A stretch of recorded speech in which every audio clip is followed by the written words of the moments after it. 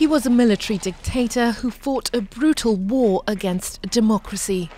Spain's General Francisco Franco led a regime of state terror and national brainwashing by controlling local media as well as the state education system. He swept to power after a civil war that claimed 40,000 victims. And it was at this mausoleum just north of the capital Madrid that he has lain in state for over 43 years. The colossal Valley of the Fallen was built to commemorate those who died during the Spanish Civil War. With its huge basilica and cross overlooking the mountainside terrain, it has attracted tourists from all over the world. The unmarked remains of more than 33,000 victims of the conflict are buried at the site, making it one of Europe's largest mass graves. A grave that would befit any fallen king, the basilica became a pilgrimage site for Francoists.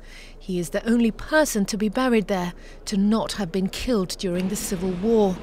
For decades, instead of being a place of remembrance, it has become a symbolic reminder of the nation's dark days of war and dictatorship. And it is for this reason that last month the Spanish Parliament voted to exhume Franco's remains. Prime Minister Pedro Sanchez says no democracy can pay tribute to a dictator. He wants the Valley of the Fallen to be converted into a civil cemetery, where those buried can finally find a place of rest. The vote has paved the way for Franco's body to be moved before the end of the year. The government remains caught between a rock and a hard place, as the process has led to complications. Franco's family have requested his body to be interred at Almudena Cathedral in central Madrid. But critics say this would undermine the purpose of the exhumation, paving the way for a new pilgrimage site for the dictator's supporters. With no legal grounds to prevent the move, the Deputy Prime Minister will travel to Rome to consult the Vatican for help.